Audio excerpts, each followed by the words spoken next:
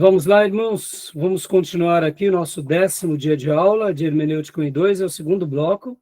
As nossas aulas estão sendo gravadas, tá bom? Então, acabamos há pouco de falar aqui sobre a reforma, qual era o método utilizado pela reforma, que foi o resgate à interpretação histórica gramatical, que é a base de toda a escola de Antioquia. É claro que já deixei bem claro aqui alguns comentários sobre a escola de Alexandria, aquilo que eu penso. Eu sei que a escola de Alexandria ela deu margem para a alegorização, principalmente na Idade Média, onde o romanismo se perde com todas as suas heresias. Então, a gente trabalhou, viemos mostrando, né, as características, os princípios, como que se pensava, o retorno às fontes. E agora, dentro ainda desse modelo, a gente vai falar um pouco sobre essa questão dos modelos literários, ou seja, como que a escola de Antioquia ela enxergava e como que essa nova escola na Reforma ela também passa a enxergar. Como que eles faziam uma leitura literal, histórica, gramatical? Como que eles usavam seus métodos literários? E uma das coisas que eles faziam era usar a tipologia. Ao invés de eles usarem a alegoria, pela alegoria, eles usavam muita tipologia, tá bom? Então, irmão Tomé, tenha a bondade de ler para nós aqui sobre a tipologia, por favor. Definição: é uma relação representativa pré-ordenada que certas pessoas, eventos e instituições correspondentes que ocorrem numa época posterior na história da salvação. Joia. A tipologia ela é muito usada, irmãos, na interpretação histórica gramatical. Como diz, é uma representação pré-ordenada de pessoas, eventos, instituições. É a melhor maneira de se utilizar para se ler o Velho Testamento com base no Novo. Porque qual que era o problema que acontecia durante a história da igreja? Durante esse período da Idade Média, quando alguém ia ler um texto do Velho Testamento, já que eles estavam vivendo agora uma nova realidade, repleta de sincretismo religioso, repleta de objetos, como eles chamavam, objetos sagrados, e itens sagrados, né? As relíquias sagradas, porque no romanismo foi isso que foi se destacando, o culto aos santos, o culto a dogmas baseados na tradição. Então, quando alguém pegava o Velho Testamento para ler, o Velho Testamento era, vamos dizer assim, um texto meio... Não se tinha muito como se utilizar nessa igreja romanizada. Quando vem a Reforma Protestante, que eles refazem aquilo que a igreja da patrística fazia, que era o retorno às bases, retorno às fontes, eles começam, então, a falar assim, bom, tudo bem, nós somos cristãos, mas como que a gente vai ler o Velho Testamento? Se a gente agora está na nova aliança. Como fica a história de Davi, a história de Noé, a história de Moisés? Como fica agora a história dos profetas? Como que fica a questão do templo, do tabernáculo? E aí, como que a gente vai entender? Aí é como se a tipologia fosse um meio pelo qual facilitasse a compreensão. Porque, irmãos, assim, não sendo muito prolixo, mas nós entendemos que a revelação de Deus ela é progressiva. Deus vai se revelando progressivamente na história e ele vai mostrando parte a parte daquilo que ele quer para o seu povo. Em alguns momentos, aquela revelação que começou lá atrás com Abraão, ela agora recebe uma nova compreensão. Quer ver um exemplo? No cristianismo, nós fazemos a circuncisão, mas não deveria? Porque quando Deus se revela para Abraão, Deus fala, guarde esse mandamento, porque isso deve ser um mandamento perpétuo. E agora? E agora complicou, hein, pastor? Como que a gente, então, vai interpretar esse texto de Abraão com base em todo o Velho Testamento, principalmente o Novo Testamento, chegando nos nossos dias. Então, a gente teria que fazer a circuncisão na igreja. Percebam, parece bobeira, mas a circuncisão ela foi dada como um meio de aliança entre Deus e o seu povo. Mas a circuncisão, ela era uma prática exterior de uma fé interior. Se o judeu fosse circuncidado, mas lá no fundo do seu coração ele não zelasse pela circuncisão, essa circuncisão valia de alguma coisa? Não. Por que não? Porque era uma atitude interior que era demonstrado por meio de uma atitude exterior, ou melhor, uma fé interior que era demonstrada por meio de uma atitude exterior. Então, quando Deus se revela com Abraão e todo o Velho Testamento, ele também já vai dando diretrizes, dizendo: circuncidem os vossos corações, e não apenas o vosso propúcio. Rasguem os vossos corações, e não apenas as vossas roupas. Estão entendendo? Olha aí que interessante. Então, na revelação, Deus ele também deixa caminhos.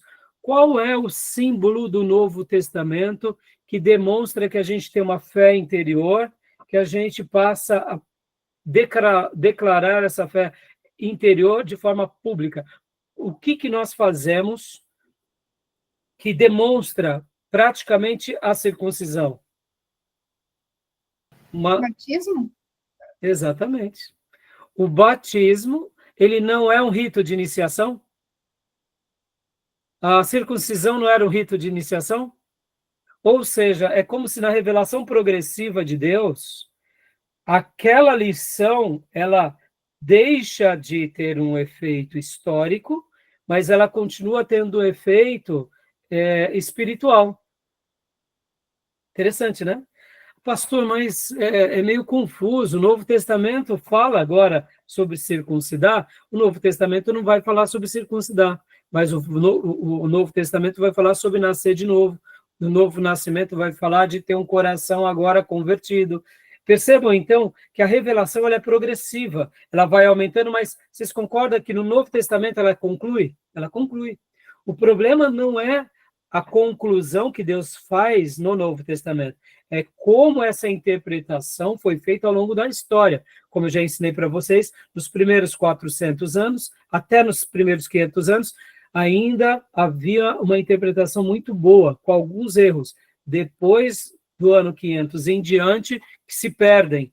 E a alegorização, juntamente com a tradição, piora. E aí, na Reforma Protestante, há o resgate àquilo que era feito na patrística, na igreja primitiva. E aí, agora, então, uma das coisas que tanto a patrística fazia muito bem, quanto a Reforma Protestante, foi aprender sobre a tipologia. Porque aí a gente consegue enxergar as doutrinas do Velho Testamento, as leis do Velho Testamento, as práticas, e conseguimos aplicá-la no Novo Testamento, dando um equilíbrio nessa revelação. Tudo bem até aí? Vamos imaginar, irmãos, hipoteticamente, tá? Que o templo de Salomão não tivesse sido destruído lá em Jerusalém.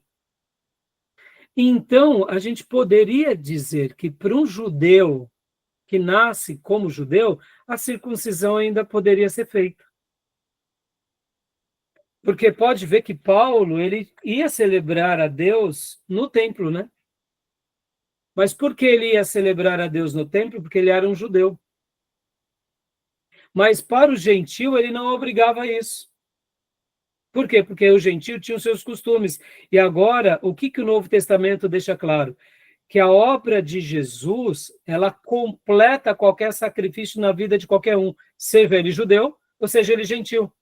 E podem ver que Timóteo, por ter pai grego e mãe judia, Paulo vai recomendar para ele que ele faça algumas práticas de judeu, porque quando Timóteo fosse falar aos judeus, ele seria mais compreendido se ele tivesse cumprido alguns ritos do judaísmo. Agora, Paulo fala isso para Timóteo porque ele tinha pai grego e mãe judia, mas já não diz isso para os outros discípulos dele que eram apenas, por exemplo, como Lucas. Lucas era grego. Paulo não diz isso para Lucas, Paulo não diz isso possivelmente para Tito, Paulo não diz isso para os crentes lá de Roma, que eram gentios. Percebam que interessante. Então, Paulo ele tinha uma clareza. Nós que somos judeus, temos uma história no judaísmo, mas eles que são gentios, agora o evangelho da graça chega até eles. Então, percebam que, como que nós entendemos? Que se não tivesse sido destruído o templo, mas a gente sabe que isso fazia parte do relógio de Deus, fazia parte do plano de Deus, até mesmo por causa dos finais dos tempos, porque as profecias dos finais dos tempos demonstram que o templo vai ter que ser reerguido em Jerusalém. Isso é profecia, irmãos. Vai acontecer, querendo ou não, acreditando ou não, vai acontecer. Então, percebam uma coisa, o Paulo, como a igreja primitiva, se não tivesse sido destruído o templo, eles saberiam como vamos dizer assim, caminhar nessas duas frentes. Mas o templo é destruído, há uma perseguição muito grande entre os cristãos, e agora começa, então, o cristianismo chegar nas outras nações. Depois de alguns séculos, eles revestem-se esse cristianismo de um paganismo, aí onde entra o romanismo. Mas, na Reforma Protestante, a gente resgata tudo aquilo que era realizado nesses primeiros 500 anos de história da igreja, tá bom? E a tipologia é uma dessas coisas úteis para a gente ter uma boa interpretação bíblica, tá bom? Ficou claro o que é tipologia? A gente já viu isso no livro do Nelson e do Lund, né? Mas eu só estou aqui reprisando, porque é muito importante esse ponto. Então, continua para nós a leitura. Eu tinha pedido para quem? Para o Tomé, né? Tomé, classificação do tipo, por gentileza. Os tipos bíblicos podem ser classificados como pessoas típicas, eventos típicos, instituições típicas e cargos e ofícios. Isso. Aqui a gente vê, por exemplo, Moisés, ele representa um tipo de Cristo. Eventos típicos, né? Por exemplo, nós temos o dilúvio como um acontecimento global, nós teremos os sinais dos tempos como um acontecimento global, a volta de Jesus como um acontecimento mundial.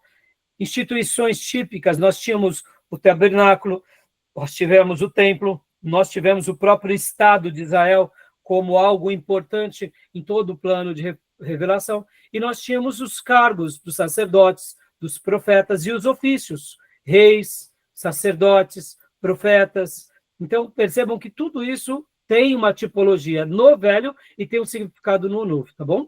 Tudo bem até aí? Leia para nós, Tomé, por gentileza. Princípios de interpretação de tipos. Análise histórico-cultural.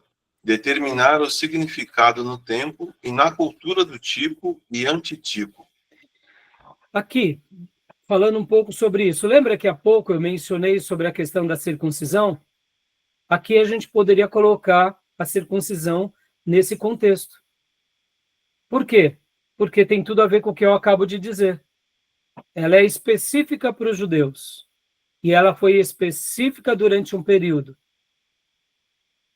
Quando os adventistas do sétimo dia vão falar do sábado, eu uso geralmente a ideia da circuncisão para mostrar para eles que assim como o sábado era para ser guardado como um mandamento perpétuo até a vinda de Jesus, até a chegada de Jesus, assim também foi a circuncisão.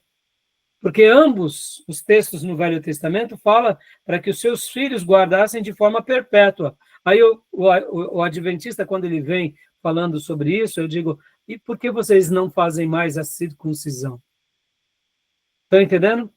Porque, como eu expliquei há pouco, Jesus ele é a resposta tanto para o dia de sábado quanto para a circuncisão, para judeu e para grego, né?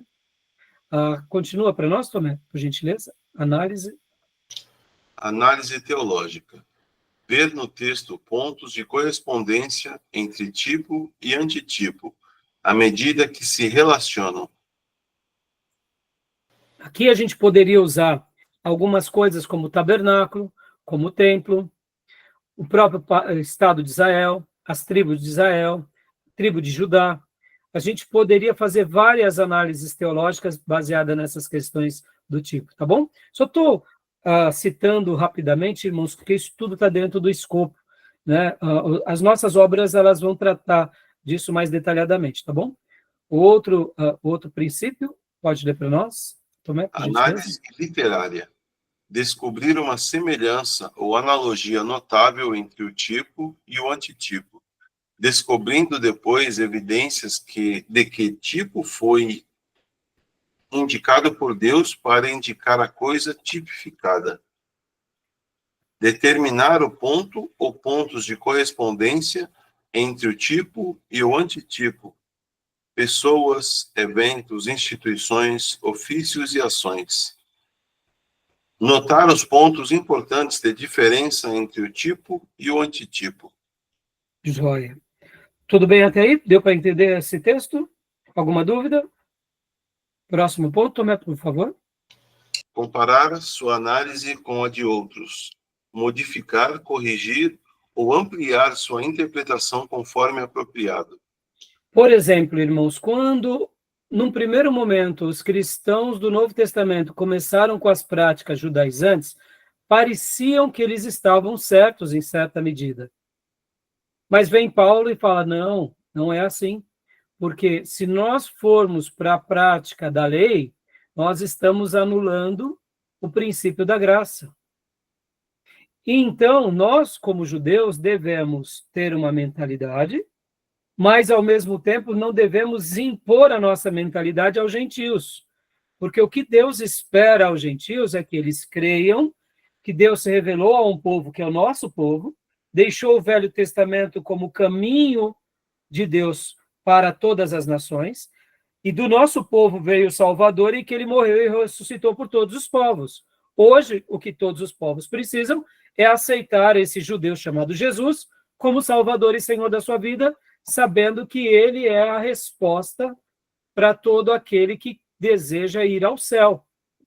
Que crendo em Jesus e aceitando a obra de expiação que ele fez por todos, eles serão perdoados e serão salvos. Eles não terão que praticar a lei, porque Cristo é o cumprimento da lei, mas eles olharão para a lei como um entendimento pelo qual Deus se revelou a todos nós, e de uma forma direta e indireta até a eles, porque o projeto de Deus com o povo judeu era fazer com que o povo judeu fosse sacerdote para todas as nações. Deus tinha escolhido. Foi para isso que Deus separa Abraão. É uma nação sacerdotal, para que por meio dessa nação eles abençoem todas as nações da terra. Benditos serão aqueles que te abençoarem e maldito aqueles que te amaldiçoarem, porque você será pai de muitas nações. O projeto de Deus com Abraão e o projeto de Deus depois com Moisés, eu farei de vocês uma nação sacerdotal para que vocês abençoem todas as nações da terra. Ou seja, Deus sempre usou o povo de Deus, do Velho Testamento, como um povo missionário ao mundo. Mas esse povo, como eles eram falhos, eles ficaram dentro deles mesmos e se perderam com eles mesmos. E aí, então, por último, vem a igreja, vem Jesus e o projeto igreja. E pode ver que a história também se repete. Hoje nós estamos aqui para sermos a voz de Deus na terra, para anunciarmos o reino de Deus entre todos os povos, e nós não podemos nos enclausurar nas nossas paredes. Precisamos ir a todas as nações e ensinar todos os povos o evangelho todo, e batizá-los em nome do Pai, do Filho e do Espírito Santo, e ensiná-los a guardar tudo aquilo que um dia Deus nos ensinou, no Velho Testamento e no Novo Testamento. Aí a gente cumpre o ID. O ID não é só ganhar a pessoa, é ganhar a pessoa, é ensinar a pessoa, treinar a pessoa, batizar ela e continuar vivendo essa verdade o tempo todo com ela e anunciando o reino de Deus entre todos. Percebam que as dimensões são diferentes para o judeu e para o gentio. Tá bom? Tudo bem até aí? Alguma dúvida? Continuando, então. Leia para nós, Beatriz, por gentileza. Aí agora a gente falou do tipo, né? A gente trabalhou aqui nesses 4 princípios do tipo, né? Tanto a definição, característica do tipo, classificação do tipo e princípios. Opa, não falamos só dos princípios. Deixa eu ver onde está. Classificação do tipo. Princípios. Falamos sim, está aqui, análise histórico-cultural. Esse mesmo. É que aqui tinha. Falamos desses princípios. E agora vem a parábola. A parábola a gente já estudou no livro do Lund e do Nelson, né? Então, leia para nós aqui só essa página, minha irmã, por gentileza. Parábola.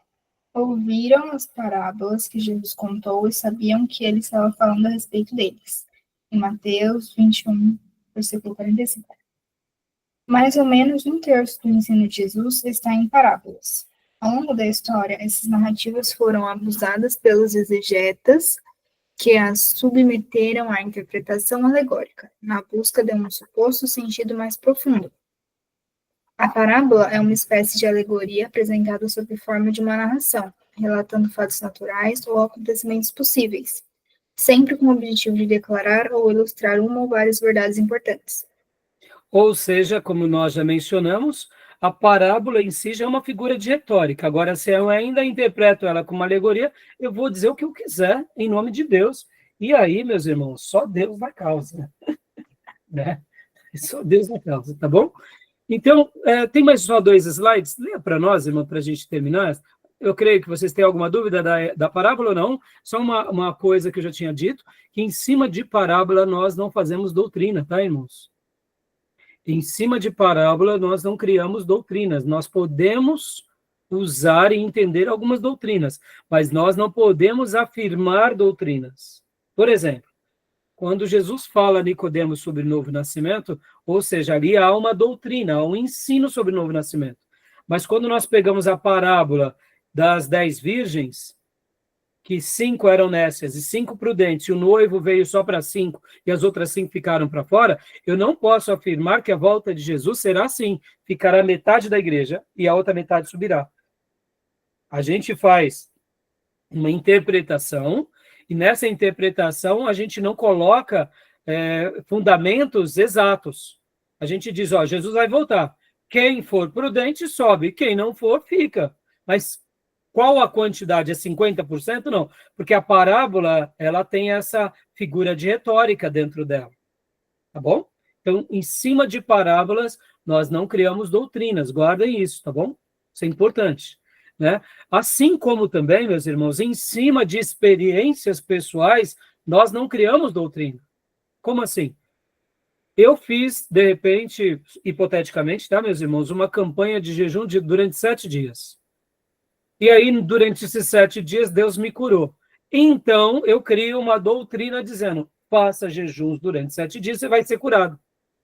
A Bíblia me autoriza isso? Não, a Bíblia me autoriza a orar e jejuar. Quantos dias? Os dias que você quiser. E Deus vai fazer o que Ele quiser, da forma que Ele quiser. A Bíblia vai falar que eu posso orar por alguém em nome de Jesus e colocar as mãos e ele pode ser curado.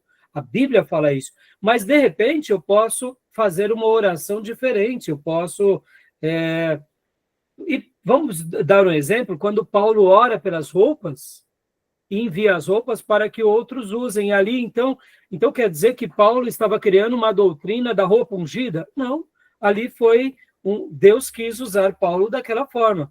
Essas são as exceções que até o próprio texto bíblico ensina. Podem ver, Jesus curou com cuspe. Então eu vou sair cuspindo nas pessoas? Percebam, o que eu devo fazer, que a regra é orar, é impor as mãos. Cuspir foi uma exceção do próprio mestre, mas ele não disse que aquela exceção é uma regra. Então percebam, nas nossas experiências nós não criamos doutrina. Não é porque a Igreja Batista Missionária colocou um seminário e aí toda a igreja tem que colocar um seminário. Não, isso é uma vocação que Deus deu para a nossa igreja, Deus deu para mim. E a outra igreja vai trabalhar com coral, e Deus vai assim fazer a sua obra. Uns vão cantar que nem anjos e rouxinol, né, para Deus, e vão ganhar vidas, e outros vão ensinar teologia e vão ganhar vidas para Deus e formar obreiros, porque são vocações, são chamados. Nós não criamos doutrinas, nós deixamos que a Bíblia cite os fatos vão sendo de Deus. Se Deus fizer algo fenomenal entre nós, a gente não tem que replicar isso dizendo, faça isso que Deus vai fazer também. Não, Deus é Deus, ele pode fazer o que ele quiser. Estão entendendo? Então, em cima das nossas experiências, nós não criamos doutrina. Em cima das nossas experiências, nós testemunhamos o agir de Deus, glorificamos a Deus e deixamos Deus trabalhar na vida dos outros como ele quer. Porque no momento que eu faço doutrina, eu também estou criando as minhas tradições. Isso é muito perigoso. Foi assim que começaram muitas idolatrias, porque alguém orou para Maria, Maria respondeu, e aí, ó, onde estamos hoje? A Igreja Católica tem os mariólatras. Entendeu? E aí vai. Mas e aí, pastor? E o pastor ungido? E o apóstolo ungido, que também unge as pessoas e Deus cura, e agora todo mundo quer a oração do apóstolo. Não é uma pastolatria também? Ou uma apostolatria também? Tomem cuidado. A gente tem que tomar cuidado. Estão entendendo, meus irmãos? Ficou claro? Joia? Então, leia para nós, Beatriz, continuando aqui, tem mais duas sobre parábolas para a gente ir para o livro. Elementos da parábola. A parábola tem 4 elementos importantes. É a narrativa, pois conta uma história. Além disso, é tirada da vida real, sendo verossímil. É também simples, pois trata de literatura popular. 2. É mais do que uma simples história ou narrativa, pois opera em 2 níveis de significado, o literal e o figurado. 3. Tem como propósito maior não apenas entreter ou captar a atenção, mas levar à mudança de pensamento e sentimento. E 4. Fala do reino de Deus, num dos seguintes aspectos: sua vinda, a graça do reino ou a misericórdia de Deus. Discipulado, a crise trazida pela eminência do reino.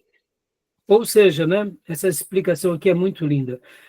No próximo módulo que iremos iniciar com a permissão de Deus, que será homilética, a gente vai falar sobre a ilustração, o poder de uma boa história e de uma boa ilustração. A parábola é uma figura de retórica, mas ela acabava servindo também como uma excelente história da vida real, para que fosse ilustrado aquilo pelo qual tanto Jesus quanto Deus estava ensinando, ou os apóstolos, de uma forma em que as pessoas entendessem melhor aquela lição espiritual. Tá bom? Tudo bem até aí, meus irmãos? Tranquilo? E o último ponto, princípios de interpretação das parábolas. Conclua para nós, por favor, Beatriz. Quanto à correta compreensão e interpretação das parábolas, é preciso observar o seguinte. Primeiro, deve-se buscar seu objetivo. Em outras palavras, qual é a verdade ou quais as verdades que ilustra. Encontrado isso, tem-se a explicação da parábola, e nota-se que, às vezes, consta o objetivo na sua introdução, ou no seu término. Outras vezes se descobre seu objetivo tendo presente o motivo com que foi empregada. Segundo, devemos ter em conta os traços principais das parábolas, deixando-se de lado o que lhes serve de adorno ou para completar a narrativa. Jesus mesmo nos ensina a proceder assim na interpretação de suas próprias parábolas. Terceiro, não se esqueça de que as parábolas, como as demais figuras, servem para ilustrar as doutrinas e não para produzi-las. Ficou claro? Lindas explicações, não? Tá bom? Ou seja, sempre buscar o seu objetivo, traçar os principais assuntos, deixando aquilo que não é tão relevante, e ilustrar as verdadeiras doutrinas. Fazer com que o ouvinte ou o leitor entenda o verdadeiro sentido espiritual daquilo que está sendo passado. Tá bom? E assim, meus irmãos, o terceiro slide, chegamos ao fim. E agora, então, o que acontece? Vamos para o livro-texto, onde a gente vai passar rapidamente pelos pontos que a gente acabou de ver, desde o período da Reforma. A gente só vai dar uma passada, porque agora ele fala, como eu tinha dito para vocês, o período do confessionalismo e o período crítico histórico, né? Então, o que acontece logo depois da Reforma Protestante? Depois da Reforma Protestante, eu vou abrir até aqui o livro-texto, vou compartilhar aqui com vocês parte aqui desse material, também como apoio para nós, desse material, para que enriqueça o que eu estou dizendo. Então, vou abrir, quem tiver aí com o livro-texto, pode abrir na página de número 20, na minha página de número 23, tá? Página de número 23. Não está no 24. Página de vocês no 24, né, irmão? Isso, então, tá. Isso. Eu vou por aqui, ó. Eu vou abrir aqui. Então, deixa eu compartilhar com todos vocês. Lembrando que eu sempre indico para que nós compremos as obras originais. Eu pego, geralmente, aqui algumas partes escaneado, para auxiliar na nossa aula, como agora, mas, como eu disse, ou comprem a obra em original em papel ou digital. Infelizmente, muitas obras de teologia não têm digital. Geralmente, que nem agora eu comprei recentemente, mais uma vez, o livro do Lund, que a minha versão era bem antiga, e o meu livro, igual a esse, algum abençoado pegou, e eu procurei, inclusive, agora esse livro digital, mas não tinha. Não tinha, pelo menos aonde eu procurei, que eu gosto de comprar. Geralmente eu compro na Amazon, né? Então, aqui, irmãos, o período da Reforma, acabamos de ver, né? A gente já falou um pouco sobre ele. Período da Reforma. Então, deixa eu só pegar aqui. E falamos sobre Lutero. Aí o livro ele vai trazer bastante sobre alguns princípios, bastante não, ele vai falar um pouco sobre Lutero, Melanchthon e Calvino e alguns outros reformadores, os católicos romanos também. Ele vai falar aqui, inclusive, que sobre o catolicismo, eles acabaram não mexendo na sua hermenêutica ao longo da Idade Média. No Concílio de Trento, inclusive, eles apenas ratificaram que a tradição continua sendo também apoio para as escrituras dentro da sua hermenêutica. Olha só que eles chegam e dizem que a autoridade da tradição eclesiástica deveria ser mantida, ou seja, não é somente as escrituras. É as escrituras sendo apoiadas pela tradição. A tradição diz a escritura, e não o contrário. E que a autoridade suprema tinha de ser atribuída à Vulgata, ou seja, se alguma versão eles iriam utilizar é a Vulgata Latina, e que era preciso harmonizar a própria interpretação com a autoridade da Igreja e do consenso unânime dos pais. Em outras palavras, se você não pensa como romano, logo você é um herético, porque o romano usa a tradição com a Bíblia, juntamente com toda a autoridade dos pais, segundo a interpretação deles, e a única versão mais importante é a Vulgata.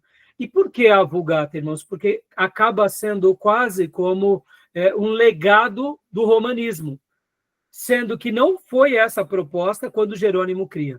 Então, assim, percebam que no Concílio de Trento, que é o concílio que nasce logo depois daquilo que vem a Reforma, a Igreja Católica ela faz um movimento chamado Contra-Reforma, e logo depois dessa Contra-Reforma vem o Concílio de Trento, que seriam as bases do catolicismo, para contra-atacar a Reforma, entendeu?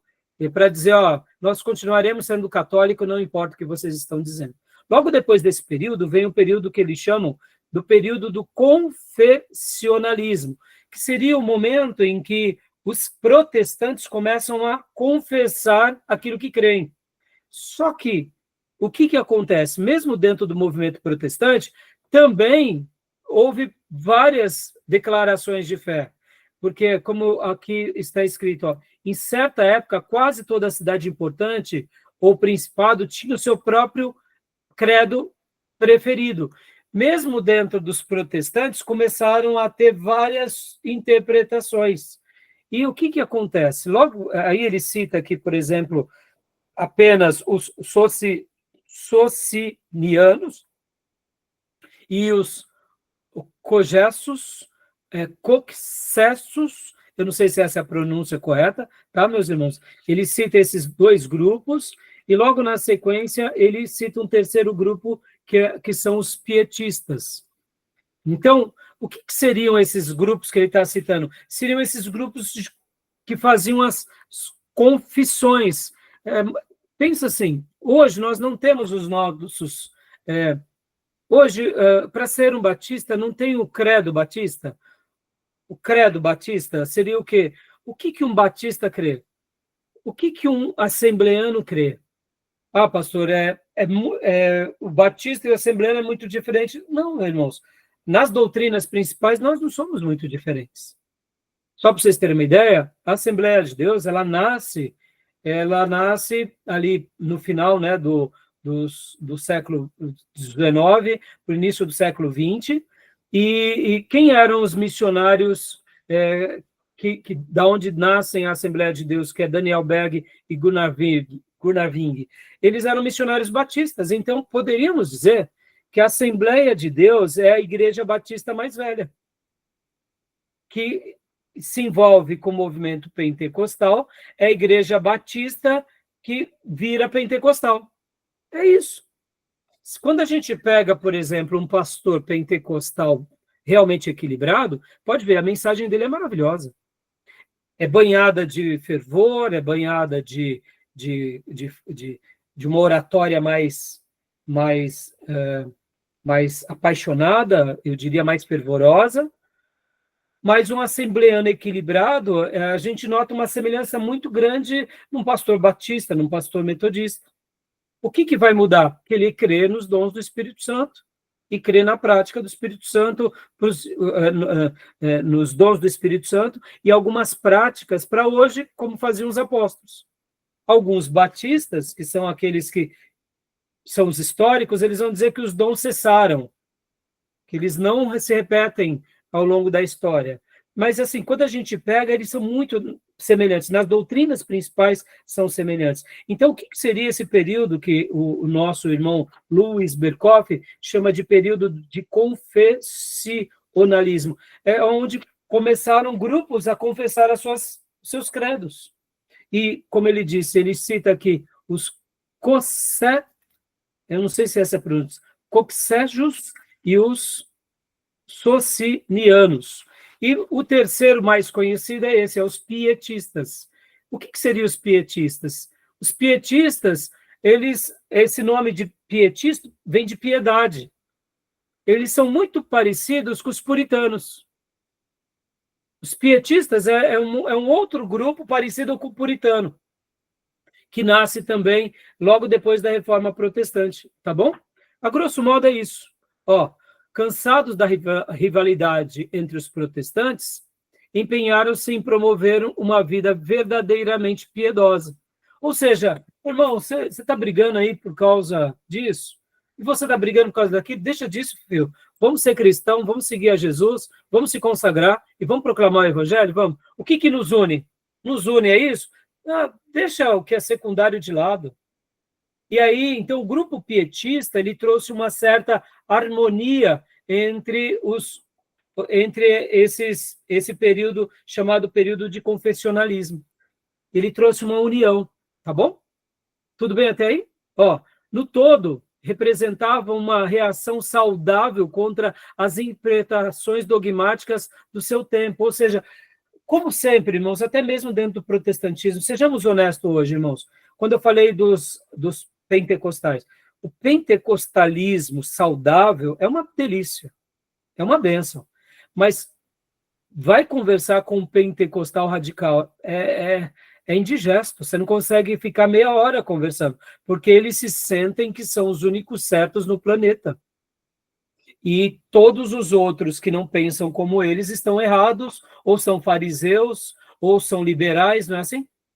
Quando a gente vai conversar com um pentecostal que ele conhece a Bíblia e que ele conhece os credos bíblicos, as doutrinas bíblicas, e ele respeita os outros irmãos, indiferente dos usos e costumes, ele respeita, você é batista, vocês são diferentes da gente, mas vocês são meus irmãos. É uma beleza conversar. A gente se fortalece, porque passamos partes daquilo que sabemos para eles e eles para nós. Pode ver que, graças a Deus, hoje a Igreja de Jesus na Terra ela está caminhando com uma harmonia maior. Os verdadeiros cristãos, eles deixam a placa literalmente onde ela deve estar, do lado de fora da igreja. E dentro ficam os lavados e remidos. E eles conseguem conversar. Olha aqui, por exemplo, um seminário. É um seminário que a gente chamaria de um seminário interdenominacional. Nasce com o apoio da nossa igreja, nasceu com o apoio do Seminário Teológico Batista Nacional Ernesto Nini, e agora a nossa igreja, mas ele está servindo outras igrejas. Porque qual a proposta? A proposta é o reino. Então, os pietistas fizeram isso. E olha só qual que era um dos princípios deles. Insistiam no estudo da Bíblia, em suas línguas originais, e sob a influência esclarecedora do Espírito Santo. E o pietismo vai ser muito forte, inclusive, aonde, irmãos? Lá na Inglaterra. Por isso que a Inglaterra foi um lugar onde se preservou muito o que é a palavra de Deus. Já na Alemanha, mesmo depois de Lutero e principalmente de Calvino, eles se enveredaram já para outras áreas mais filosóficas e mais humanistas. Na Europa, que foi toda evangelizada, a Inglaterra, logo depois do que aconteceu na Alemanha e em Genebra, a Inglaterra foi um desses berços onde se preservou o quê? A palavra de Deus. É lá que nasce John Bunyan, é lá que vem Spurgeon, é lá que vem Whitefield, é lá que vem Wesley. Percebam, é lá que Deus faz, na grande maioria, os grandes avivamentos, ou nascem lá, ou eles são parceiros com os outros países. Então, olha como Deus vai trabalhando na história, né? Aquilo que Lutero começa a fazer, as próximas gerações de Lutero não dão tanto espaço, mas agora já na Inglaterra eles dão espaço. Que interessante, não, irmãos? Tá bom?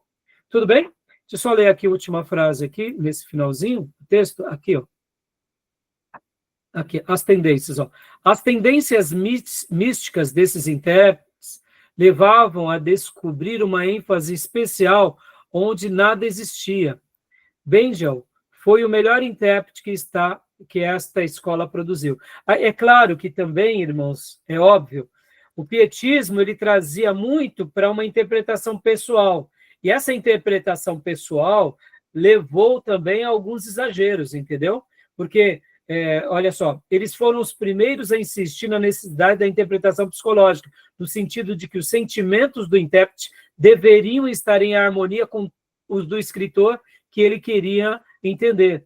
Dessa forma, eles vão também para um campo um pouco místico, né? As tendências místicas desses intérpretes os levaram a descobrir uma ênfase especial onde nada existia. Sabe aquela questão, quando a gente se lança a uma fé, muitas vezes só em si mesmada, a gente corre um perigo muito grande. Então, ele faz uma crítica também aqui ao pietismo, alguns pontos do pietismo, tá bom? Aí agora vem esse período. Tudo bem até aí, meu irmão? Esse período do confessionalismo, tudo bem? Alguma dúvida? Não? E aí vem o período crítico histórico. O que seria o período crítico histórico, irmãos? Aqui nasce um pouco daquilo que nós chamamos de liberalismo teológico. Essa igreja, que agora é a igreja protestante, ela começa a passar por um momento crítico no sentido de avaliação histórica. Então, o que acontece? Dentro da teologia, o liberalismo ele nasce um pouco aqui, um pouco em cima disso. E o autor ele vem explicando um pouco esse ponto. Vou dar um exemplo aqui para vocês, de um questionamento. Lembra que Lutero ele fazia uma leitura de que a Bíblia ela tinha a palavra de Deus, né? Usa até um termo, que é um termo, deixa eu pegar aqui o termo que Lutero usava,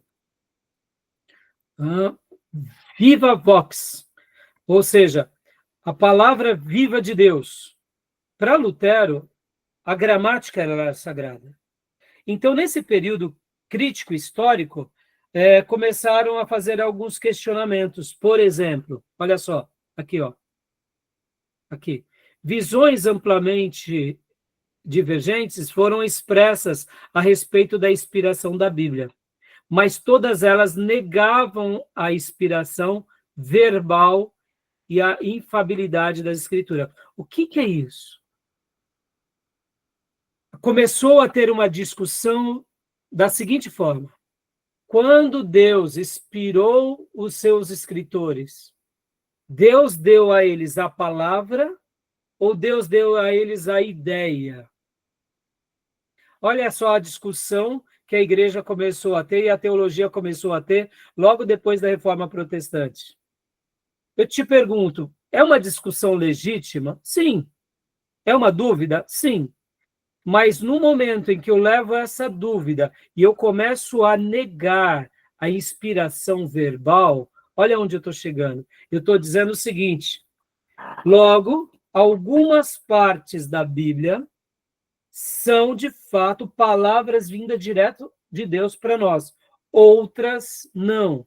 Logo, a gente começa a colocar em xeque a palavra de Deus. Porque algumas partes a gente diz que é inspirada, outras não. Deixa eu contar uma história para vocês, que vai ilustrar muito bem.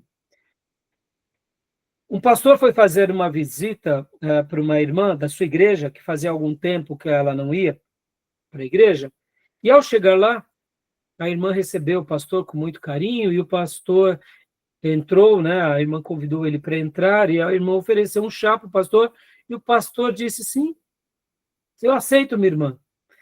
Enquanto o pastor preparava ali, esperava a irmã o chá, ela foi ferver a água, foi fazer o chá, ele viu a Bíblia em cima de um móvel da irmã e pegou a Bíblia da irmã. Quando ele pegou a Bíblia da irmã, ele começou a desfolhar a Bíblia da irmã e notou que a Bíblia da irmã estava que nem os gibis das crianças. Lembra antigamente que as crianças pegavam o gibi e cortavam o gibi? E o gibi ficava todo cortado? Não sei se vocês... Bom, minha época, tá, irmãos? Então, 53 anos, então na minha época a gente se cortava gibi, se cortava a revista, fazer trabalho da escola, né? Tá bom? Hoje em dia, os meninos mais novos não pegaram essa época, não. Mas o pastor notou e ele ficou meio surpreso. Nossa, tá faltando aqui um pedaço, mas dava para ver que tinha sido cortado com tesoura. A outra parte tinha sido cortado mesmo no meio. Aí o pastor notou que a Bíblia da irmã estava assim, muito. Aí tinha páginas faltando metade. A irmã veio, aí o pastor chegou para a irmã e falou, escuta, irmã, eu peguei a sua Bíblia aqui, que eu vim sem a Bíblia, e eu gostaria de ler um texto da Bíblia, da sua própria Bíblia com a irmã, mas eu notei que a Bíblia da irmã está faltando muitas partes. O que aconteceu, irmã? Qual foi o motivo? Aí a irmã, com toda honestidade, disse, sim, pastor, eu fiz isso. Todas as vezes que o senhor chega lá para pregar para nós, o senhor diz, olha, eu vou ler hoje esse texto, mas esse texto não é inspirado por Deus, tá bom? Esse texto não é inspirado. Mas eu quero ler porque nesse texto tem algumas lições interessantes que nos faz refletir sobre Deus, sobre a história. Aí a irmãzinha, na sua simplicidade, dizia para ela, tá bom, eu não quero saber de nada que não seja inspirado por Deus. Então, ao chegar em casa, pastor, o que eu fazia? Eu arrancava da minha Bíblia. Eu jogava fora. Se não é inspirado, não me interessa. Eu só quero aquilo que de fato é a palavra viva de Deus. Percebam aonde chegou esse período histórico crítico aqui. Estão entendendo? É daqui que nasce o liberalismo teológico, que nasce esse questionamento. O questionamento ele é legítimo, irmãos. Sejamos honestos, somos seres inteligentes, então a dúvida ela é legítima. Mas no momento em que a gente começa a negar a inspiração verbal e a infabilidade da Escritura, a gente já está dizendo o seguinte, essa palavra aqui tem erros. Ou ela tem apenas algumas coisas que são verdadeiras. E é isso que o autor está explicando aqui. Então, ele começa a mostrar que isso tornou-se, então, tentou-se, então, sistematizar a doutrina da inspiração. Com isso, eles tentaram mostrar o que é inspirado, o que não é. E essas discussões, irmãos, na realidade só serviram para enfraquecer a igreja e não para fortalecer ela. Estão entendendo, meus irmãos? Tá bom? Pastor, mas no seminário a gente não vai poder aprender ela? Não aprenda, estude, questione. Mas eu só queria fazer uma última citação aqui para vocês. Você nunca vai ver um pastor teólogo liberal enviando missionários para o campo. Você nunca vai ver um pastor teólogo liberal orando, jejuando, expulsando demônios. Você nunca vai ver um pastor liberal se consagrando. Por quê? Porque ele usa a Bíblia apoiada pela razão humana. Ele questiona as doutrinas. Logo, aquilo que é conveniente a ele, ele segue. O que não é, ele não segue. Geralmente, essa teologia liberal, ela acaba sendo uma religião, eu diria, cristiana, mas humana. É um cristianismo humano, onde a gente fica se satisfazendo nos nossos debates teológicos, mas não serve para nada, entendeu, irmãos? Ou seja, é só para massagear o nosso ego. É em cima de liberalismos assim que nascem todo tipo de permissividade. Que é errado fumar? Na Bíblia está falando contra o cigarro? Não, então quem me diz que é errado? Está entendendo? Algo mais ou menos como isso? Na Bíblia fala sobre certas práticas, não fala, então qual o problema fazer? O liberalismo nasce daí, dessa frouxidão. Estão entendendo? Só que não é um liberalismo como estão fazendo nos nossos dias. Nos nossos dias não estão tentando reinterpretar a Bíblia para ajustar a sociedade à Bíblia. Nesses dias não, era uma racionalidade questionando a Bíblia. Será que a palavra que Deus deu a Paulo foi inspirada ou foi a ideia de Paulo que era inspirada? Deus coloca uma ideia e Paulo vai e coloca as palavras dele. Percebam, começamos a questionar esse tipo de coisa. A gente não tem certeza disso, irmãos. Uma coisa eu sei, Deus se revelou por meio de homens santos e fez com que a sua palavra fosse dada a eles. Se é a inspiração plenária ou se é a inspiração verbal, olha, eu digo para vocês, eu creio será verbal, mas não tem nenhum problema ser a plenária. Uma coisa eu sei, de Gênesis a Apocalipse é a palavra de Deus e a Bíblia ela é infalível, a Bíblia ela é inerrante, ela é a revelação, ela é a viva voz de Deus para todo aquele que crê. Jesus afirmou isso, é assim que eu creio. Tá bom, meus irmãos? Beleza? Tudo bem? Ficou claro um pouquinho o que ele vai tratar aqui? Deu para entender? Alguma dúvida? E aí ele vem, então, ele comenta sobre essas escolas que nascem desse período crítico, que é a escola gramatical, que começa, então, a levar a gramática a um pensamento, eu diria, com um certo desequilíbrio. A gramática, enquanto ela era lida ali por Lutero, por Calvino, pelos pietistas, ela tinha essa conotação de ser infalível e inerrante. Essa escola gramatical que nasce aqui no período crítico histórico, ela já tem outra conotação. Olha só, esta escola foi fundada por Ernest, que escreveu uma obra importante sobre a interpretação do Novo Testamento, na qual ele formulou 4 princípios. O sentido múltiplo da escritura deve ser rejeitado e mantido só o sentido literal. As interpretações alegóricas e tipológicas devem ser desaprovadas, exceto em casos onde o autor indica que ele pretendia associar outro sentido ao literal.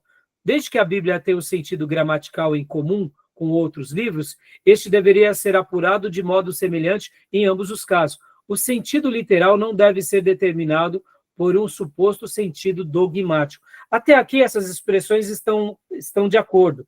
Mas, a escola gramatical foi essencialmente sobrenaturalista e vincula-se às próprias palavras do texto como uma fonte legítima de interpretação autêntica e da verdade religiosa. É uma frase de Eliot. Mas seu método era unilateral no sentido de que atendia só à interpretação pura e simples do texto, o qual não é sempre suficiente na interpretação da Bíblia. O que o autor está querendo dizer aqui para nós, irmãos? Vou tentar dizer assim. É como se eles tivessem a escola gramatical dizendo mais ou menos assim, a gramática é sagrada, mas foi para aquela época. Para nós, hoje, a gente vai ter uma nova compreensão. Seria mais ou menos isso. Então, percebam que esse período histórico crítico, ele foi um período, eu diria, na história do protestantismo, um período muito complicado, tá bom? Para a gente não ser muito prolixo aqui, nem muito gastar muito tempo, a gente trabalha melhor essas questões em teologia contemporânea. Porque em teologia contemporânea, a gente vai usar essa escola crítica histórica, vamos colocar esse liberalismo teológico, vamos colocar os grandes teólogos, filósofos que deram uma nova compreensão a várias doutrinas, é aí da onde surge termos como a neo-ortodoxia, porque, só uma última coisa aqui, irmãos, o nosso seminário ele é considerado um seminário ortodoxo. É dessas escolas que nasce a nova ortodoxia. Então, seriam assuntos um pouco mais filosóficos, um pouco mais complexos, tá bom? Tudo bem até aí? Tá dando para entender? Tranquilo? E só para a gente encerrar agora esse último ponto, vem a escola histórica, né? Aí, aqui é a escola histórica. E aqui ele vem falando que na escola histórica, qual é o problema da escola histórica? Ó, a escola histórica origina-se com Sandler.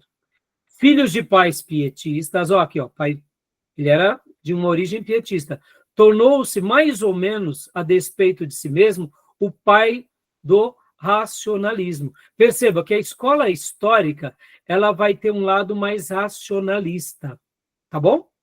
Na sua obra sobre o cânon, ele dirigiu a atenção à verdade negligenciada da origem histórica humana e à composição da Bíblia.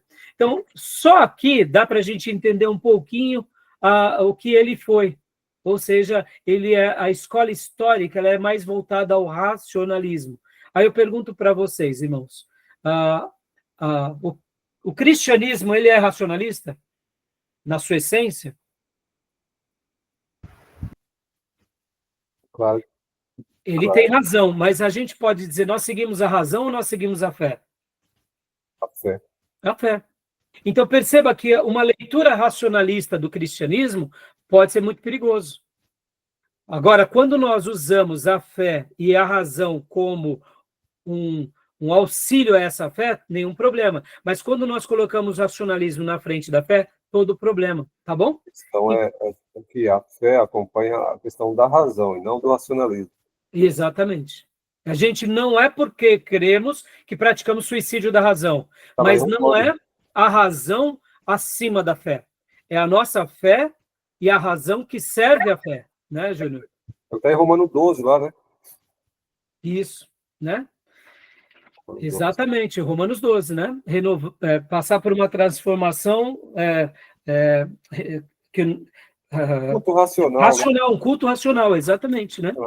Exatamente. E aí vem os resultados, né? As tendências resultantes de todo esse período histórico crítico. E o autor conclui aqui fazendo algumas afirmações, ó, a ala racionalista, a teoria de Paulus.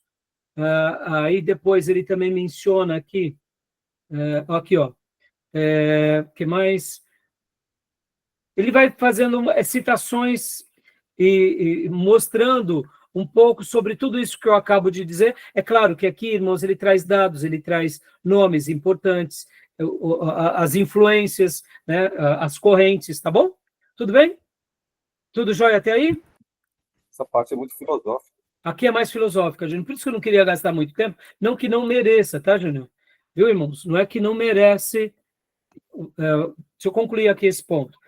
Pastor, mas então o senhor não está querendo gastar esse tempo com a filosofia? Sim, é verdade, não estou. O autor ele já traz um suprassumo. Se o irmão e a irmã desejar saber mais, pegue a bibliografia do livro e se aprofunde no tema. Pastor, algum problema sobre isso? Não, nenhum problema. É um debate interessante. É um debate que a gente tem que estar pronto. Agora, qual que é a nossa proposta aqui nesse seminário? É te levar ao quê? É te levar à fonte. Eu quero levar os irmãos à fonte. Eu quero levar os irmãos a terem uma fé como era a igreja primitiva, a era dos mártires, a patrística, ou como foi na Reforma Protestante, aonde? Onde eles foram para as fontes. Então, se nós gastarmos tempo agora na filosofia, eu vou deixar de gastar tempo na fonte. E qual é a minha proposta? É fundamentar vocês numa hermenêutica, como eu falei, ortodoxa. Ou seja, que crê que a Bíblia é a palavra viva de Deus, do Gênesis ao Apocalipse. Pastor, mas o senhor está sendo simplório. Tá bom, meus irmãos. Eu quero morrer simplório, se assim vocês me definirem. Só uma última fala aqui, meus irmãos. O católico romano, ele crê em Maria, e se preciso for, ele morre por isso. E nós que conhecemos a verdade, dizemos assim, que pena que eles estão dispostos a morrer por uma heresia como essa. Maria foi extraordinária, mas Maria não é digna de adoração. Maria foi, de fato, a mãe de Jesus, uma grande serva de Deus, uma irmã nossa que a gente vai ver no céu, mas jamais digna de adoração. Agora, quando temos uma religião que está disposto a morrer por Maria, eles estão seguindo aquela fé cega em Maria. Então, se você acha que eu estou seguindo a minha fé cega na Bíblia, não tem problema, eu estou disposto a, se Deus me permitir, quem sabe, morrer pela Bíblia. pregar somente a Bíblia e ensinar somente sobre Jesus. Se um católico ou né, um ortodoxo grego, eles estão dispostos a morrer por isso, eu lamento. Não vou questionar que ele está tendo uma fé, eu não vou dizer que ele está tendo uma fé certa. Para mim, está tendo uma fé errada. Está sendo sincero aquela fé, mas da forma errada. Mas seria tão lindo se ele entendesse a Bíblia, em que em nenhum momento Deus pede para ele adorar Maria. Ou seja, se ele está disposto hoje a morrer por Maria, quanto mais quando ele for iluminado e for liberto dessa heresia, será que ele não vai estar disposto a morrer por Cristo? Eu acredito que foi isso que aconteceu comigo. Então é por isso que eu, mesmo que alguns digam que eu tenho uma fé simplista, para mim não é simplista, para mim eu estou dentro da ortodoxia, e é isso que importa para mim, tá bom? E é por isso que eu não vou gastar tempo na filosofia, porque não é aula de filosofia aqui. É uma área mais filosófica. Na história do protestantismo, como eu mencionei na primeira aula de hoje, os luteranos foram para esse caminho mais filosófico. Muitos ingleses também foram para esse caminho mais filosófico. Muitos americanos também. Eu lamento. Eles deveriam ter se mantido aonde? Seguindo as escrituras pelas escrituras. Como foram os pais da igreja, como foi a igreja primitiva, como foram os apóstolos. Tá bom? Beleza? Vamos, alguma pergunta, alguma dúvida? Não? Então, vamos concluir agora aqui no capítulo 4. A gente vai fazer aquela pincelada e já vamos entrar na interpretação gramatical, tá bom? Beleza? Vou fechar aqui a nossa gravação e vamos para o último bloco, tá bom, meus irmãos?